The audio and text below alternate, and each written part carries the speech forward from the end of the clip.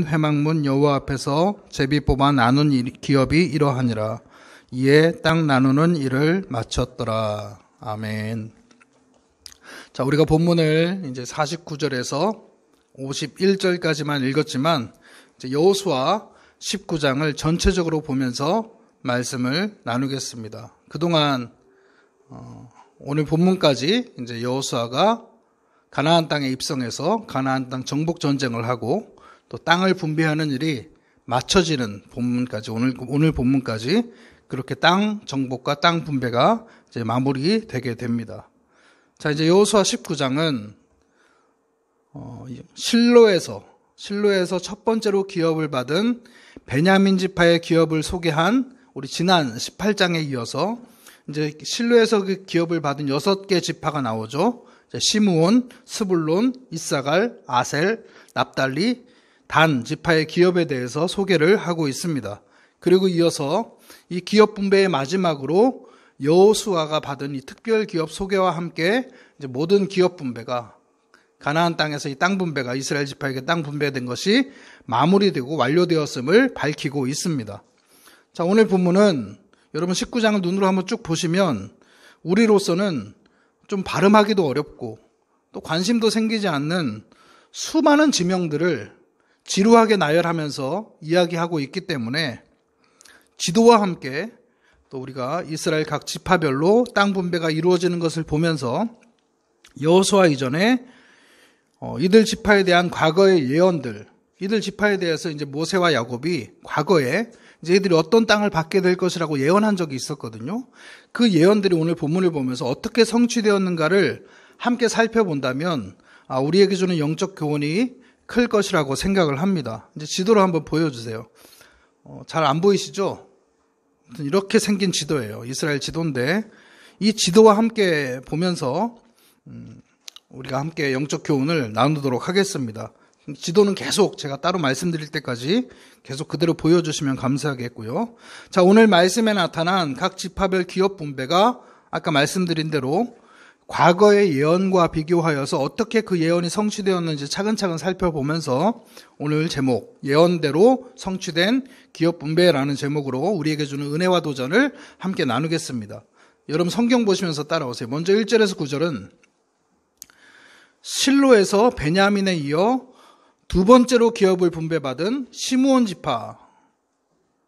지파에 대한 소개입니다. 표시를 해주세요. 자, 저기 여러분 이제 뭐 자세히 보시려고 하지 마시고 어느 쪽에 있다 정도만 보시면 되겠어요.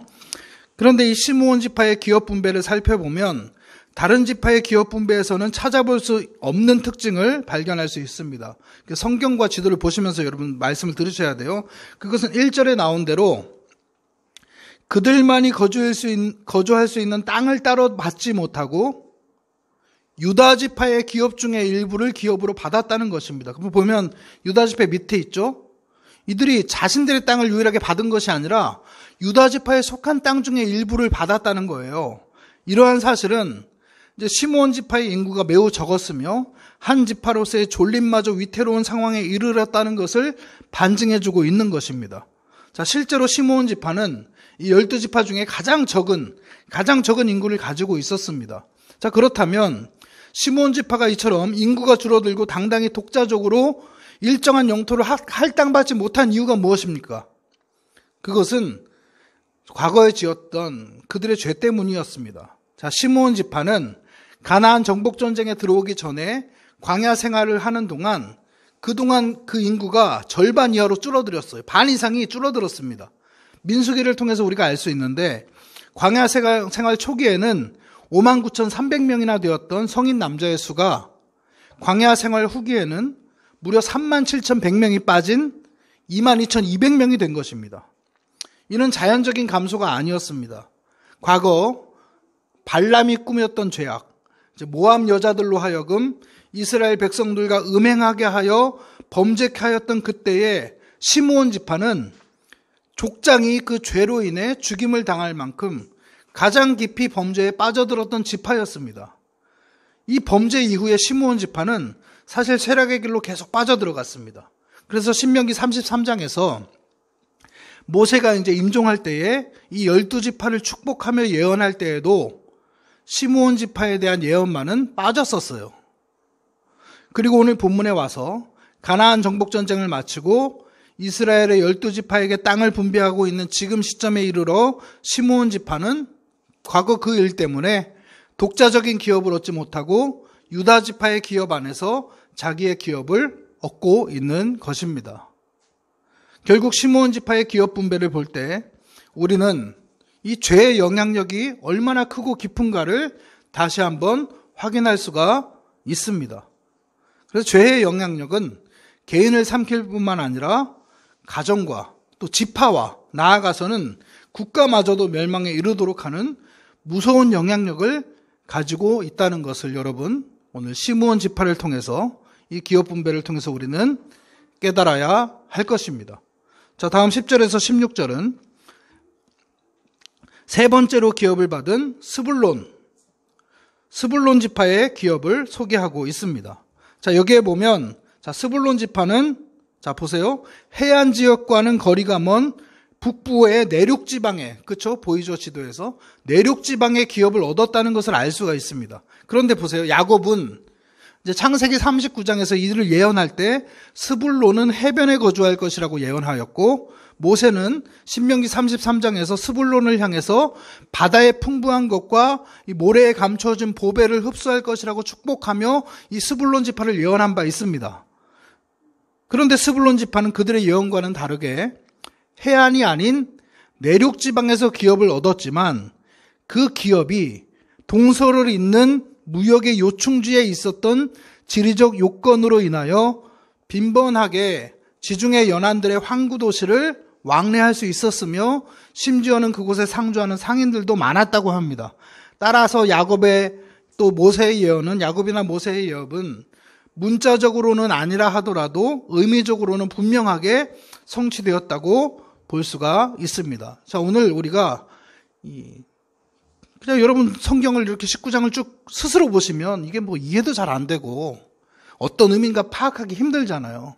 그래서 제가 연구를 해서 과거 예언들과 창세기 49장, 신명기 33장에 나타난 야곱과 모세 예언들과 비교하면서 설명을 드리는 거니까 너무 막 지명들 외우고 이들이 어디 있다 이걸 외우려 하지 마시고 그 의미들만 깊이 받아들이시면 좋겠습니다. 다음으로 이제 17절에서 23절은 실로에서 네 번째로 기업을 받은 이사갈 지파의 기업을 소개하고 있습니다. 자, 이사갈 지파는 갈릴리 바다 주변의 땅에서 모두 16개의 성읍과 마을을 기업으로 차지하였습니다. 보시면 이게 갈릴리 바다거든요. 저기 옆에 갈릴리 바다. 이 갈릴리 바다의 기업을 갈릴리 바다 주변의 땅에서 받은 기업을 차지하였습니다. 이 지역에는 비교적 비옥했던 이스라엘 평야가 있어서 농사짓기에 적합한 땅이었어요. 자, 이스라엘 평야 여러분 기억하실 거예요. 제가 작년에 이제 2번에 걸쳐서 설교했던 나봇의 포도원 여러분 기억나시나요? 나봇의 포도원. 자, 이 아합 왕이 욕심내서 결국에 이 아합을 죽이고 그 땅을 차지하려 했던 그 포도원이죠. 그 나봇의 포도원이 지금 이사갈 지파가 받은 땅 가운데 이스르엘이라는 지역에 있었다는 사실은 그 땅이 얼마나 비옥했는지를 잘 보여주고 있습니다. 자, 이처럼 이사갈 지파가 비옥한 토지를 기업으로 얻게 된 건 역시 야곱의 예언의 성취입니다. 야곱은 아까 스불론 지파에 대해서 상업적 수완이 있을 것이라고 예언한 반면에 이사갈 지파에 대해서는 농사를 지으며 평온한 생활을 하게 될 것이라고 예언한 바 있습니다. 또한 이처럼 이사갈 지파는 평온한 생활을 즐겼음에도 불구하고 나라가 위기에 처할 때에는 매우 투철한 신앙과 용기로 나라를 위기에서 구해낸 뛰어난 지파이기도 합니다. 이사갈 지파는 사사시대에 이스라엘의 가장 어두웠던 사사시대에 이제 23년간 이스라엘을 통치한 돌라를 비롯하여 드보라와 같은 이 사사를 배출했던 지파이기도 합니다. 그리고 엘리사를 잘 섬겼던 수넴 여인 또한 이사갈 지파의 한 사람이었습니다. 자, 이러한 사실은 이들이 평화를 사랑하면서도 위기의 순간에는 불굴과 용기와 신앙을 잊지 않은 강인한 성격의 소유자들이었음을 증거해 줍니다. 자, 다음으로 24절에서 31절은 이제 실로에서 5번째로 기업을 받은 아셀 지파의 기업을 소개하고 있습니다. 아셀 지파요. 이 아셀 지파의 기업은 지도에서 보시는 대로 갈릴리 산맥에서 이제 왼쪽에 있는 바다 지중해예요. 저 지중 해변으로 향하는 경사지에 위치해 있습니다. 그들은 이 지역에서 모두 22개의 성읍과 인근 마을들을 차지하였습니다. 자, 이러한 아셀 지파의 기업에는 또한 평야가 자리 잡고 있어서 비교적 농사짓기에 적합했습니다. 뿐만 아니라 해양성 기후의 영향을 받겠죠. 지중해 옆에 있으니까 해양성 기후의 영향을 받아서 기름을 생산할 수 있는 감람나무가 특히 많이 재배되었습니다. 자, 이러한 사실은 야곱의 예언의 정확성을 입증해 줍니다. 왜냐하면 야곱은 아셀 지파에서 나는 식물이 기름질 것이라고 예언했기 때문입니다. 참 놀랍죠? 여하튼 아셀 지파는 이스라엘 땅 내에서 별다른 특이점은 없었으나 야곱과 모세의 예언대로 번성의 축복을 받았고 물질적으로도 별로 궁핍함이 없는 그러한 삶을 누린 지파입니다. 자, 계속되는 32절에서 39절은 이제 실로에서 6번째로 기업을 받은 납달리 지파를 이제 소개하고 있습니다. 납달리 지파는 이제 남쪽에는 갈릴리 호수 근처, 또 동쪽으로는 요단강이에요, 요단강. 그리고 서쪽으로는 아까 산이 있고, 북쪽으로는 가나안의 북쪽 경계인 레바논 골짜기를 있는 지역에서 모두 19개의 성읍과 마을들을 기업으로 차지하였습니다. 이를 보아서 납달리 지파는 산지의 대부분을 기업으로 얻었음을 알 수가 있습니다. 그래서 이러한 산지 지형으로 인해 납달리 지파는 매우 민첩한 자들이 되었고 훗날 이 가나안의 왕 야빈을 무찌르는데 결정적인 역할을 하게 됩니다. 또한 이들은 노래에도 대체로 탁월한 솜씨를 발휘했습니다. 이러한 사실은 납달리 지파의 한 사람이었던 바락의 노래가 입증해 줍니다. 일찍이 야곱은 납달리 지파에 대하여 납달리는 노인 암사슴이라 아름다운 소리를 바라는도다 라는 예언을 하였는데 결국 그 예언이 성취된 셈입니다. 자, 야곱과 모세의 각 지파별 예언은 이제 여러분 창세기 49장하고 창세기 49장과 신명기 33장에 잘 나와 있는데 여러분 주중에 설교를 한 번 더 들으시면서 이 창세기 49장과 신명기 33장 한번 보시면서 비교해 보시면서 여러분 한번 이 지파별로 한번 비교해 보시고 한번 공부를 해보세요. 묵상해 보시면 그 의미가 크게 다가올 것입니다.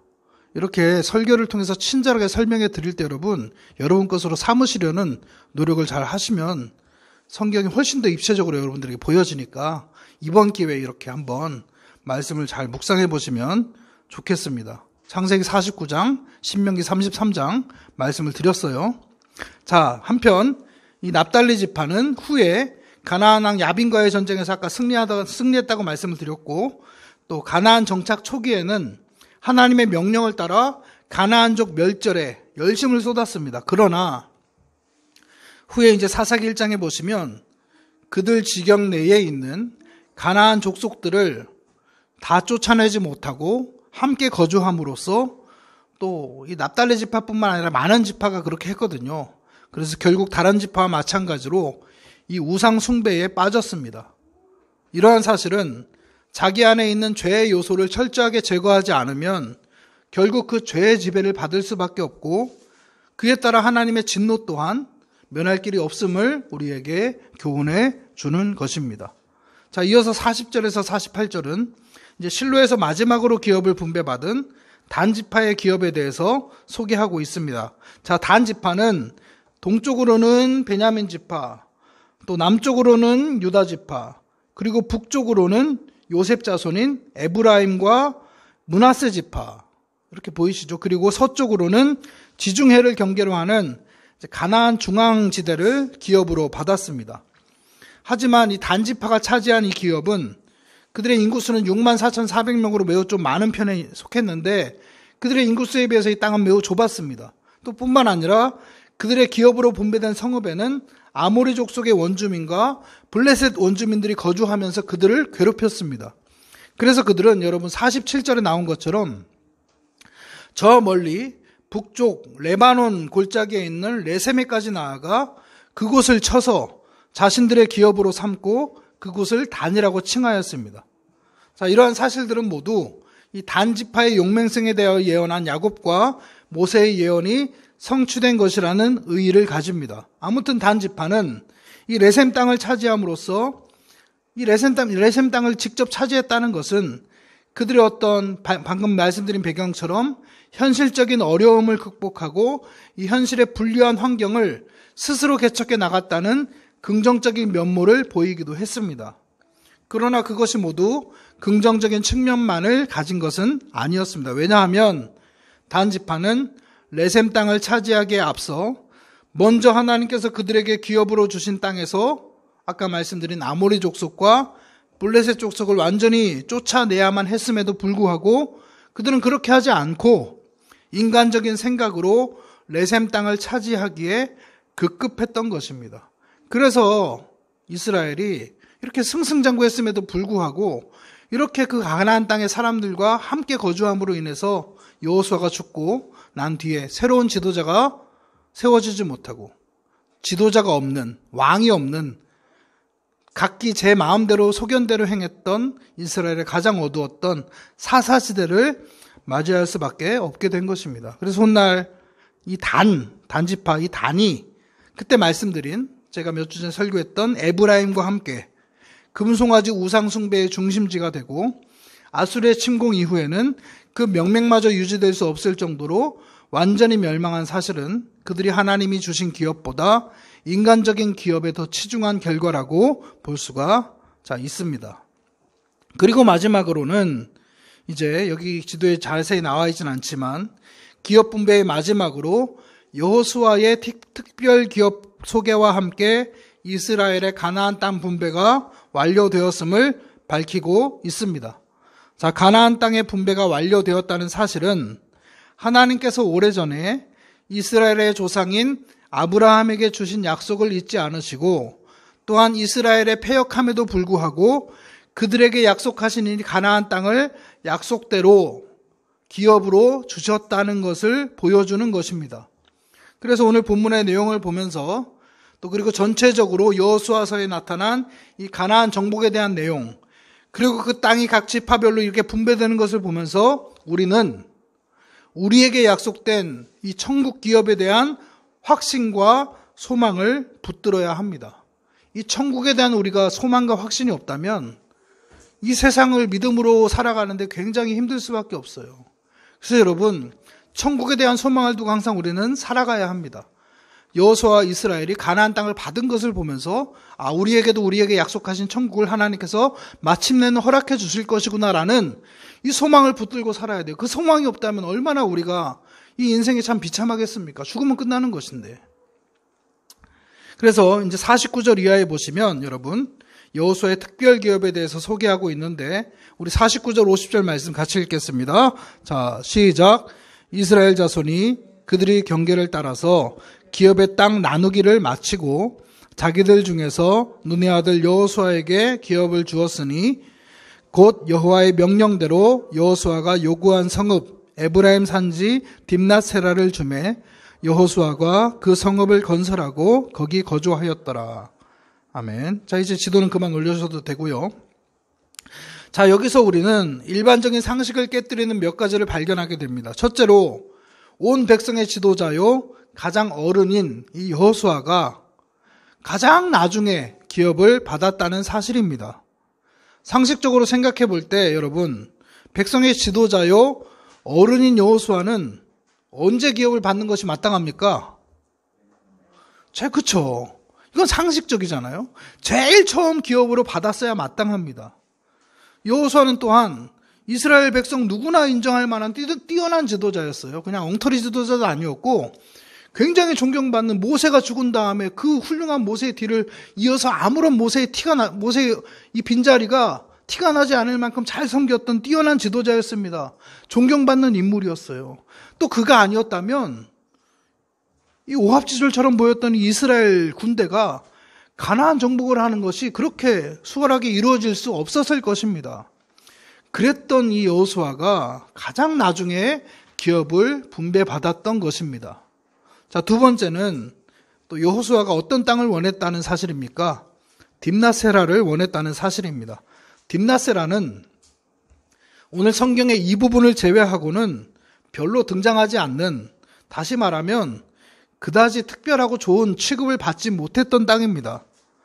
여호수아 정도 되는 지도자라면 누구나 한번 들으면 알 수 있을 만한 크고 견고한 도시를 기업으로 받는 것이 당연하지 않겠습니까? 우리끼리라도 좀 높은 위치에 있는 사람 좋은 자리 주는 게 마땅하잖아요.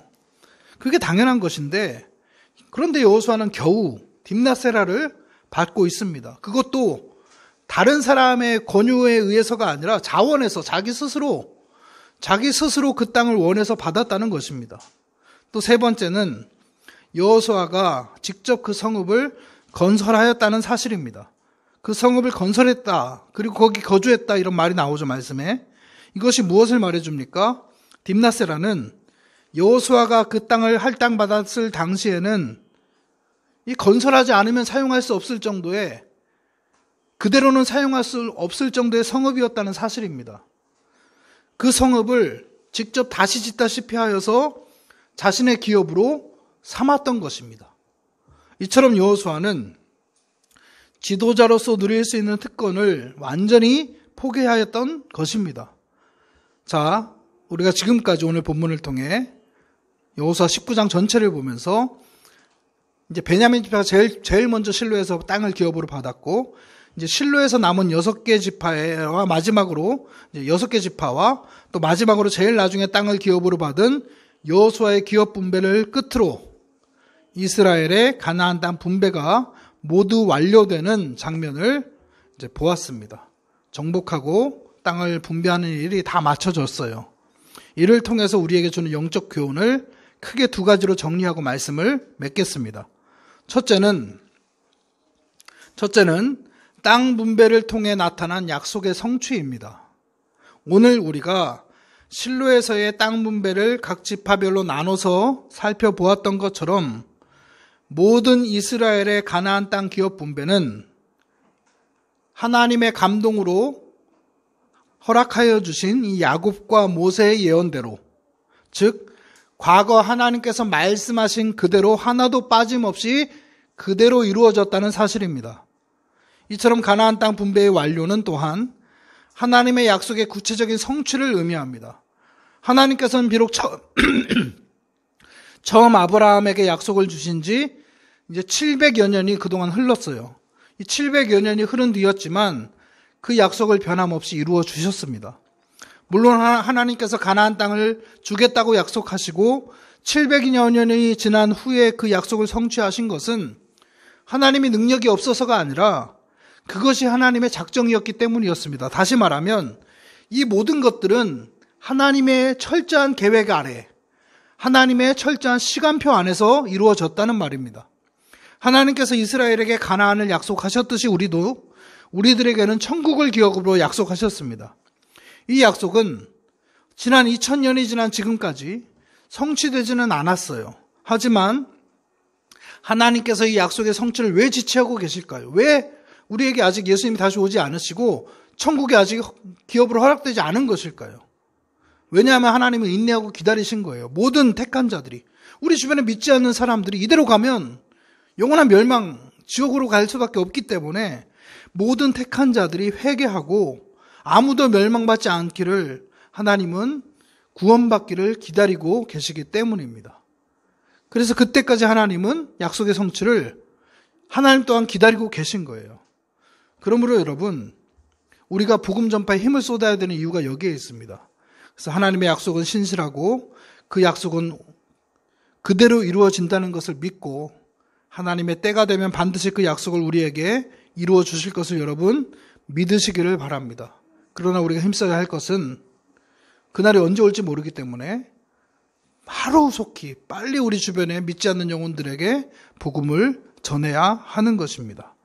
그래서 여러분, 그 믿음 붙들고 우리가 또 말씀을 붙들고 말씀이 그대로 이루어진다는 것을 오늘 보았으니까 말씀을 사랑하고 말씀대로 살아가기를 힘쓰며 마침내는 그 말씀이 나의 삶에서 이루어지는 것들을 경험하는 믿음의 산증인들이 다 되시기를 축복합니다. 자, 두 번째는 이제 여호수아의 아까 봤죠. 섬김과 양보의 리더십입니다. 가나안 땅 정복과 또 큰 잡음 없이 땅 분배를 했던 이 모든 과정에서의 1등 공신은 바로 여호수아였습니다. 여러분, 그 수많은 사람들, 그 지파들 이 땅을 나눠주는 일이 얼마나 예민합니까? 서로 좋은 땅을 받으려 하지 않겠어요? 말로 표현 안 해도 사람 마음이라는 게 다 똑같잖아요. 그 일을 여호수아가 또 잡음 없이 해냈습니다. 또 여호수아는 이스라엘의 최고 리더였어요. 하지만 여호수아는 자신의 몫을 먼저 챙기지 않고 그 누구보다도 가장 늦게, 그것도 남들이 다 받고 남은, 어쩌면 좀 이런 표현이 그렇지만 찌꺼기 같은, 아무도 얻으려 하지 않았던 산간지방, 산지예요, 산지. 산속 마을이라 생각하시면 돼요. 그런 딘나세라를 기업으로 받았습니다. 도시의 화려한 곳이 아니었어요. 여호수아의 이러한 행동은 사실 오늘날 수많은 지도자들과의 행동과는 이제 확연히 구별되는 모습이죠.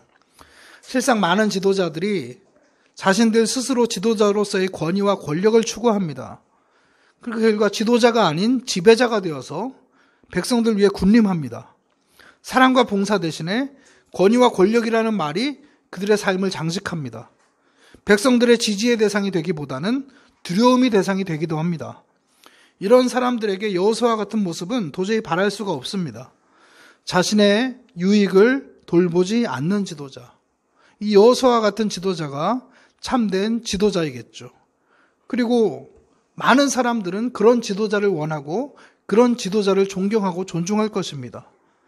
그래서 여러분, 저를 비롯하여 여러분들 모두, 우리 모두가 여호수아처럼 늘 섬기는 마음과 양보하는 마음으로 우리 주변의 사람들을 또 존중하고 배려하여서 존경받고 인정받는, 그렇게 그리스도의 향기를 바라는 하나님의 사람들 다 되시기를 축복합니다. 자, 사랑하는 성도 여러분, 이제 오늘 본문에 나타난 이 가나안 땅 분배가 완료되었다는 것은 하나님의 약속의 성취라는 것을 기억하면서 하나님의 약속과 또 하나님의 모든 말씀은 반드시 성취된다는 확신을 가지고 우리가 이스라엘이 말씀 붙들고 하나님과 함께하여 가나안 땅을 정복하고 땅을 차지했듯이 우리 또한 약속의 말씀 붙들고 하나님과 동행하며 이 세상을 복음으로 정복하는데 귀하게 쓰임받는 우리 더 라이프의 모든 성도님들 되시기를 주님의 이름으로 축원합니다. 아멘. 우리 이 시간 함께 찬양할 텐데요. 내는 주의 영광을 보내, 이 찬양입니다. 그래서 주의 영광 이곳에 가득해. 우린 선의 주님과 함께. 여호수아가 말씀 붙들고 이 가나안 땅 정복 전쟁을 시작했잖아요. 강하고 담대하여 주의 말씀을 주야로 묵상하라. 그것을 붙들어라. 그래야만 네가 형통할 것이다. 네가 승리할 것을 약속한 그 말씀대로 가나안